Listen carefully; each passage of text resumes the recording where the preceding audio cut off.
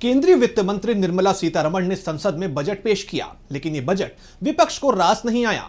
कांग्रेस महासचिव ने बजट को लेकर केंद्रीय वित्त मंत्री पर तंज कसा, तो वहीं सपा प्रमुख अखिलेश यादव और बसपा प्रमुख मायावती ने इस बजट को लेकर सवाल खड़े किए। तो क्या है पूरी खबर, आइए देखते हैं इस रिपोर्ट में। केंद्र की मोदी सरकार ने वित्त वर्ष 2025 और 26 के लिए बजट पेश किया, जिसमें नौकरी पेशा लोगों और किसानों के लिए कई बड़ी घोषणाएं भी की गई हैं। वहीं बजट पर विपक्षी नेताओं ने अलग पक्ष रखा है।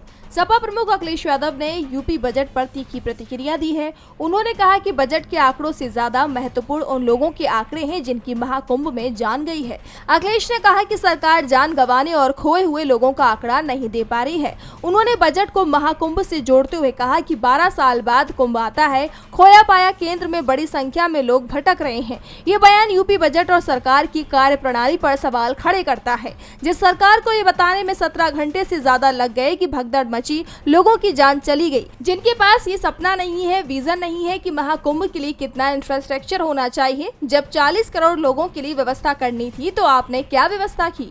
ये सरकार झूठी है। जो सरकार महाकुंभ का आयोजन नहीं कर सकती, आज के बजट में उसका हर आंकड़ा झूठा है। वहीं बसपा सुप्रीमो मायावती ने इस बजट को राजनीतिक स्वार्थ पूरा करने वाला बजट बताया। इसके साथ ही बजट को लेकर निर्मला सीतारमण पर निशाना साधते हुए कांग्रेस महासचिव जयराम रमेश ने कहा कि वित्त मंत्री निर्मला सीतारमण ने विकास के 4 इंजन कृषि, एमएसएमई, निवेश और निर्यात की बात की थी, लेकिन बजट पूरी तरह से पटरी से उतर गया है।